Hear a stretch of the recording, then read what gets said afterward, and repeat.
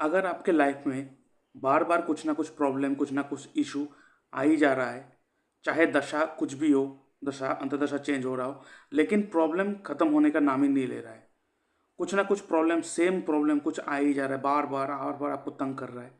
तो इसका मतलब आपके कुंडली में एथ हाउस बहुत स्ट्रांगली एक्टिव हो चुका है। और इसी चीज़ को आप एस्ट्रो वास्तु के हिसाब से आप कैसे देखोगे, अपने घर के डायरेक्शन में ऐसा कौन सा मेजर चेंजेस हुआ है जिसके कारण आपके कुंडली में एथ हाउस एक्टिव हुआ है। क्योंकि ये जो एस्ट्रो वास्तु है ना, बहुत स्ट्रांगली रिजल्ट देते हैं। जो मैं आज आपको एक ही टेक्निक सिखाने वाला हूँ, आप चेक कर लीजिएगा, आपको सॉल्यूशन तुरंत मिल जाएगा। आप देखेंगे। देखिए, एस्ट्रो वास्तु के हिसाब से हर राशि को एक एक डायरेक्शन दिया गया है। ठीक है, नोट डाउन कर लीजिएगा। ठीक है, हर राशि को एक एक डायरेक्शन दिया गया है। आप यहाँ पे हाउस को नहीं पकड़ोगे।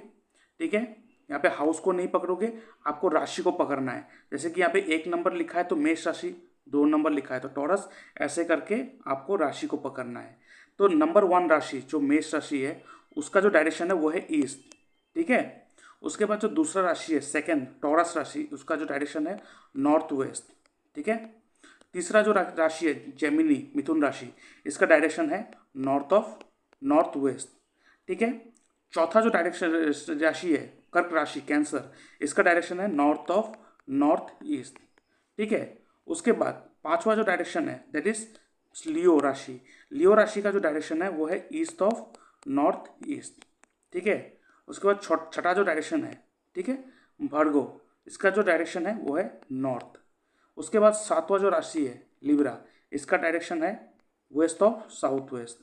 आठवां जो राशि है स्कॉर्पियो, इसका डायरेक्शन है साउथ ऑफ साउथ वेस्ट। ठीक है, और नौवां जो राशि है उसका डायरेक्शन है north east.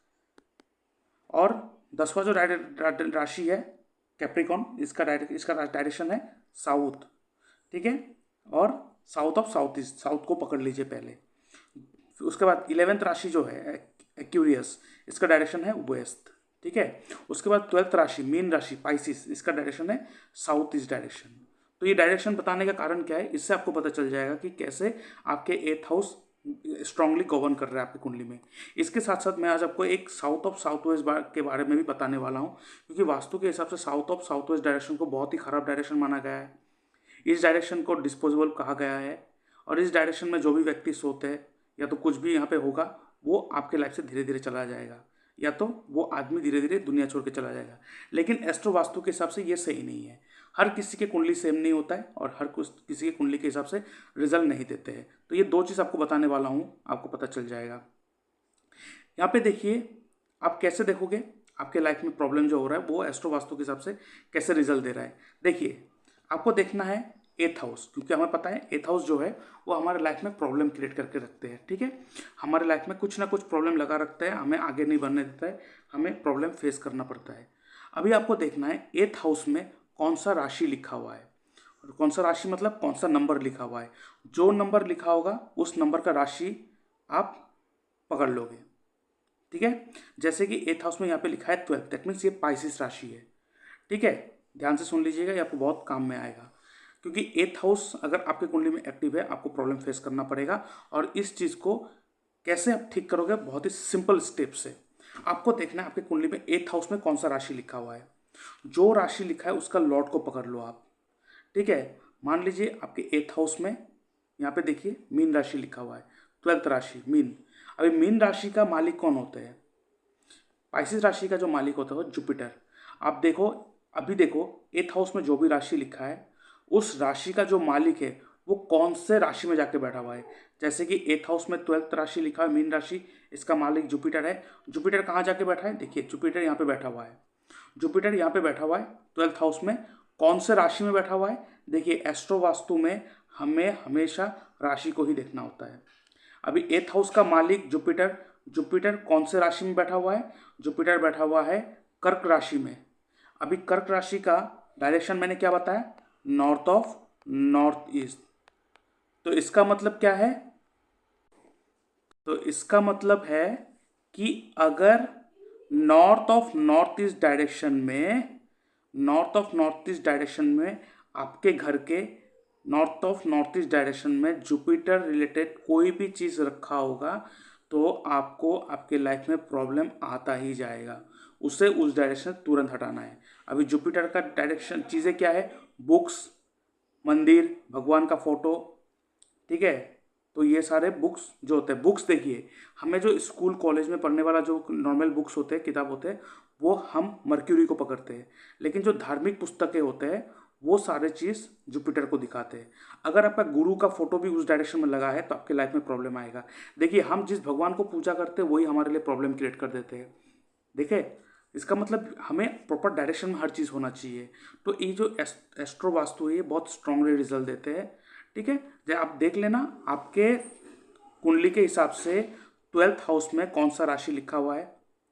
Sorry, not 12th house, 8th house में कौन सा राशि लिखा हुआ है। मान लीजिए यहाँ पे 12th ना लिखा होके यहाँ पे मान लीजिए 7 नंबर लिखा है। अभी 7 नंबर क्या है? लिब्रा। लिब्रा का मालिक कौन होता है?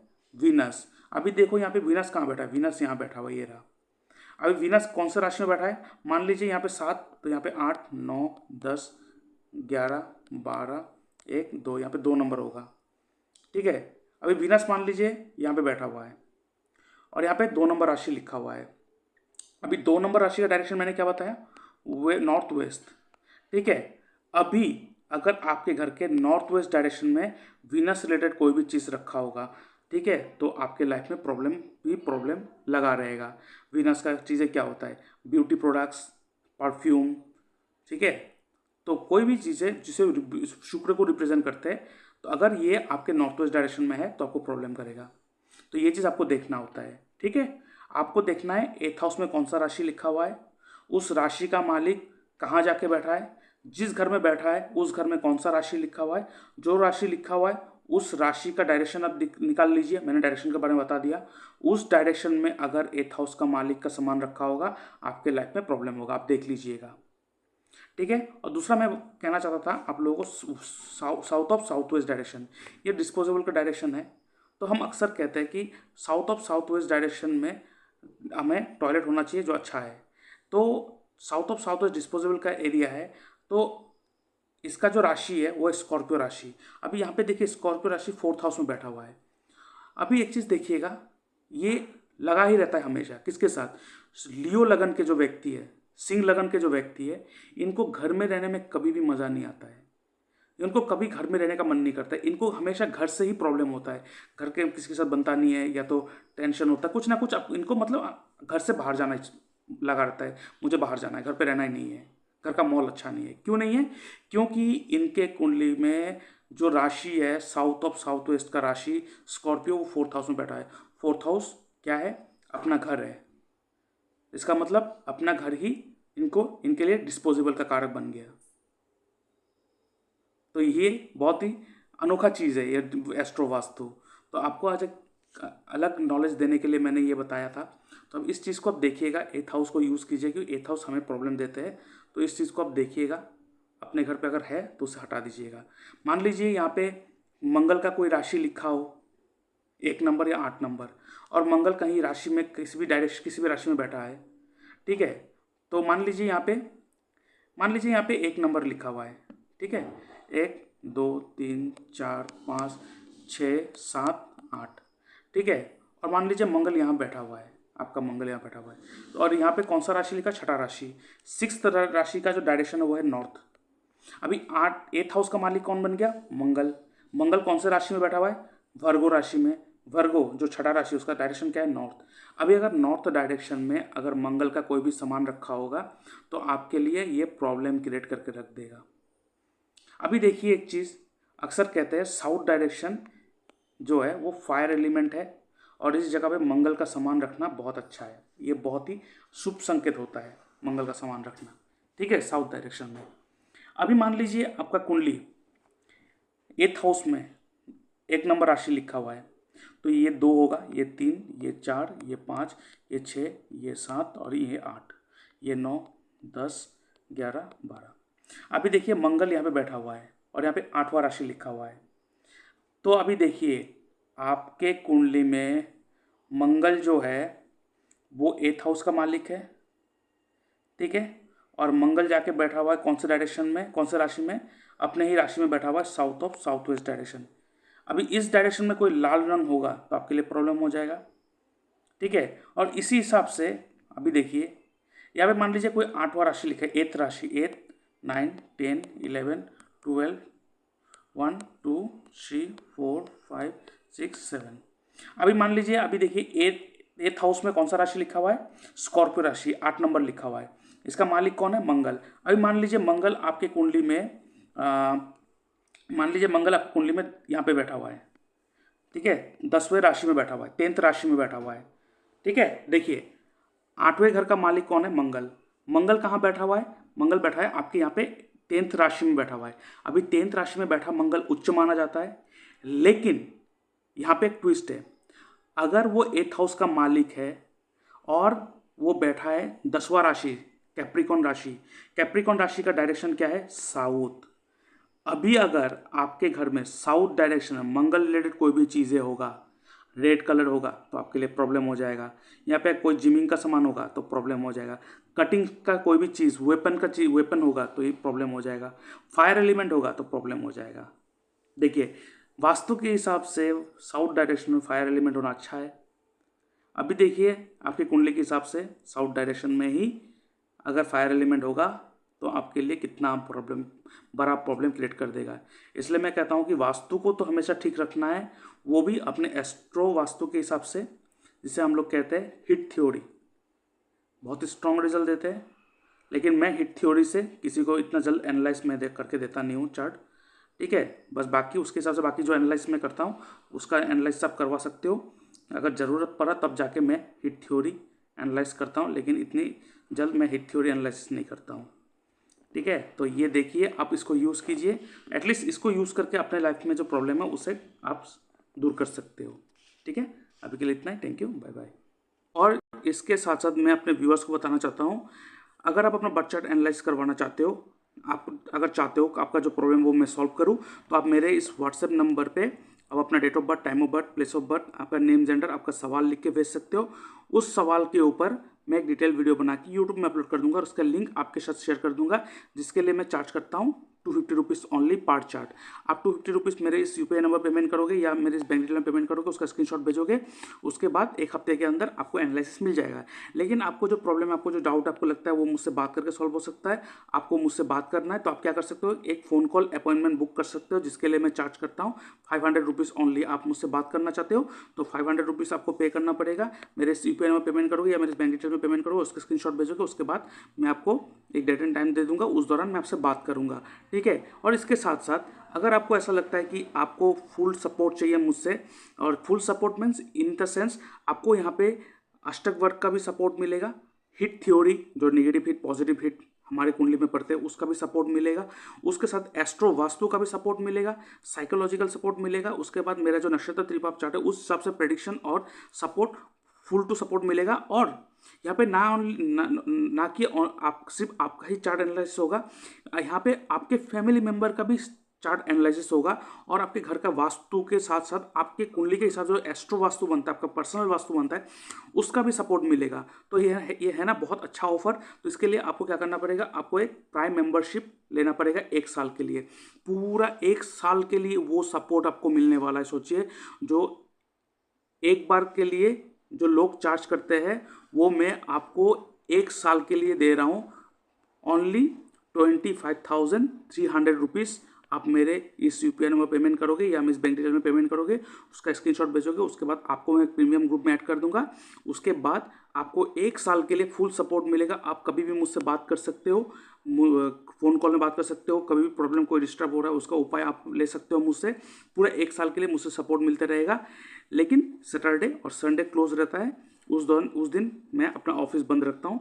बाकी 5 दिन, हफ्ते के 5 दिन आपको फुल सपोर्ट मिलेगा। इसके साथ साथ अगर आपका कुंडली अगर गलत बना हो या आपके बर्थ टाइम जो सही नहीं है, आपको पता नहीं है कि बर्थ टाइम क्या है, तो अपना बर्थ टाइम रेक्टिफिकेशन कर सकते हो मुझसे, जिसके लिए मैं चार्ज करता हूँ 2,100 rupees, 2,100 rupees. That means 2,100 rupees आप मेरे यूपीआई नंबर पे पेमेंट करोगे या मेरे बैंक डिटेल में पेमेंट करोगे। उसके बाद अपना डिटेल्स भेजोगे, मैं आपका जो पार्ट टाइम है उसको मैं रेक्टिफाई करके दूंगा, सही करके दूंगा, और उसके बाद आपको एक्यूरेट एंड परफेक्ट रिजल्ट मिलेगा आपके कुंडली के हिसाब से, आपके लाइफ को और बेहतर बनाने के लिए। तो बहुत सारों को मैं देखता हूँ कि उन लोगों का कुंडली बहुत गलत बना होता है या बर्थ टाइम रेक्टिफाई नहीं करा होता है।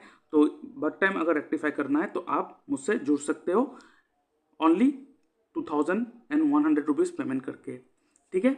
और इसके साथ साथ मैं आपको बताना चाहता हूँ, आप देख सकते हो ये मेरा ई बुक है एस्ट्रोलॉजी एंड डिजीज़। ये मैंने बीमारी के ऊपर लिखा है कि कौन से हाउस इफेक्ट हो तो, बैड इफेक्ट के अंडर हो तो आपको कौन सा बीमारी हो सकता है, कौन सा प्लेनेट आप खराब हो तो आपको क्या बीमारी हो सकता है, फिर उसको कैसे ठीक कर सकते हैं, कैसे 6th हाउस लॉर्ड आपको बीमारी दे सकता है, किस टाइप का बीमारी दे सकता है और उसको कैसे ठीक कर सकती हो, टोटली यहाँ पे लिख के रखा है। ये बहुत ही यूज़फुल ई बुक है जो एस्ट्रोलॉजर बनना चाहता है या जो नॉर्मली अपना एस्ट्रोलॉजी, अपना खुद का एस्ट्रोलॉजी खुद करता है या तो वो देखना चाहता है, तो आप इसको यूज़ करके आप अपना जो हेल्थ है उसे ठीक कर सकते हो।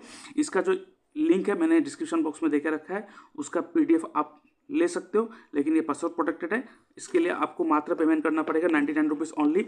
आप मेरे इस बैंक डिटेल में पेमेंट करोगे, उसका स्क्रीनशॉट भेजोगे, उसके बाद मैं आपको पासवर्ड दे दूंगा, उसके बाद आप इस ई बुक को यूज़ कर सकते हो। जैसे कि आप देख सकते हो ये जो हाउस है, हर हाउस कुछ ना कुछ बॉडी पार्ट को रिप्रेजेंट करते हैं। ऐसे ही अगर किसी ना किसी हाउस में कोई ना कोई प्लेनेट का नेगेटिव हिट होगा तो आपको उस बॉडी पार्ट में प्रॉब्लम होगा, तो आप उस नेगेटिव हिट को सही कर सकते हो इस ई बुक को पढ़ के। तो अभी जल्द से जल्द आप इस ई बुक को पढ़ो और आपको आज नया डायमेंशन मिलने वाला है जो शायद ही आपको पहले कभी पता चला होगा। इसमें बहुत अच्छा टॉपिक के ऊपर डिस्कस करके रखा, आप इसी बुक को ले सकते हो। ये है नक्षत्र त्रिपाप चार्ट। क्या आपको पता है इस चार्ट की मदद से आप अपना साल कैसा गुजरेगा ये देख सकते हो। ये देख सकते हो नक्षत्र लिखा हुआ, अश्विनी नक्षत्र, ऐसे 27 से 27 नक्षत्र दिया रखा है। आप अपने नक्षत्र को देख लो, उसके बाद आपका जो एज है, ठीक है, जो आपका एज है वो देख लो, लेकिन यहाँ पे रनिंग एज को देखना है। मान लीजिए आपका एज 26 है और 26 कंप्लीट हो गया, तो कंप्लीट एज को नहीं पकड़ेंगे, जो रनिंग है 27 रनिंग, तो उस रनिंग एज को हम यहाँ पे पकड़ेंगे। अब रनिंग एज को पकड़ना, उसके बाद देखना वो एज, यहाँ पे सब एज लिखा हुआ है, देख सकते हो ये सब एज लिखा हुआ है पूरा। तो आप देखना आपका जो एज है वो निकाल लेना रनिंग एज को, उसके अंडर कौन सा 3 प्लेनेट का रूल होता है देख लो, यहाँ पे लिख के रखा है। यहाँ पे अगर नैसर्गिक शुभ प्लेनेट का अगर रूल हो तो वो साल आपके लिए अच्छा होगा, और अगर नैसर्गिक पापी प्लेनेट का रूल हो तो उस साल आपके लिए बहुत खराब जाएगा। यहाँ पे अगर तीनों के तीनों, जैसे कि यहाँ पे देख सकते हो त्रिपाप, केतु, राहु, केतु, मतलब यहाँ पे तीनों के तीनों पापी प्लेनेट का रूल है, तो ये साल बहुत खराब जाएगा। रेमेडी बहुत आवश्यक है, तो इस चार्ट तो आपके पास होना ही चाहिए। मान लीजिए आपने शादी के लिए अपना कुंडली मिलान कर ली, आपने डेट भी सिलेक्ट कर लिया, सब कुछ सही है, लेकिन ये नक्षत्र त्रिपाप चार्ट अगर उस साल आपके एज में त्रिपाप दिखा रहा है तो उस साल अगर आप शादी भी करोगे तो वो आपको तकलीफ देगा ही। ये बहुत स्ट्रॉन्ग रिजल्ट देते हैं ये चार्ट। आपको अगर दशा देखना भी ना आता हो, कुछ इशू नहीं है, इस चार्ट को ही आप अगर फॉलो कर लोगे आपका सारा का सारा काम हो जाएगा। तो इस चार्ट को आप अवेल कर सकते हो, इसका डिस्क्रिप्शन बॉक्स में मैंने लिंक देख के रखा है, उसका स्क्रीनशॉट, सॉरी इसके लिए मैं चार्ज करता हूँ 111 रुपीज़। आप मेरे UPI नंबर पेमेंट करोगे, उसका स्क्रीनशॉट भेजोगे, उसके बाद मैं आपको ये पासवर्ड दे दूंगा और उसके बाद आप इस चार्ट को यूज़ कर सकते हो, ठीक है। तो अभी आते हैं चार्ट एनालिसिस के ऊपर। तो इसके साथ मैं अपने व्यूअर्स को कहना चाहता हूँ, अगर आप अपने घर का वास्तु, आपके कॉमर्शियल बिल्डिंग या कॉमर्शियल प्लेस का vastu, industrial vastu, plot selection, ये सब अगर अपना सही रखना चाहते हो तो आप मुझसे कांटेक्ट कर सकते हो। मेरे इस व्हाट्सएप नंबर पे आप अपने मैसेज भेज सकते हो, अपने प्लॉट का जो नक्शा है उसे मुझे भेज सकते हो और आपका जो लोकेशन है उसे मुझे भेज सकते हो, उससे मैं आपका जो वास्तु है वो करके दूंगा, ठीक है। जिसके लिए मेरा फीस है 15,000 ऑनवर्ड्स। वो चेंजेस होगा, वेरी होगा, वो डिपेंड करेगा प्लॉट और कॉमर्शियल प्लेस के हिसाब से चेंजेस होगा, ठीक है। तो मिनिमम जो मेरा फीस स्टार्ट होता है दैट इज़ 15,000।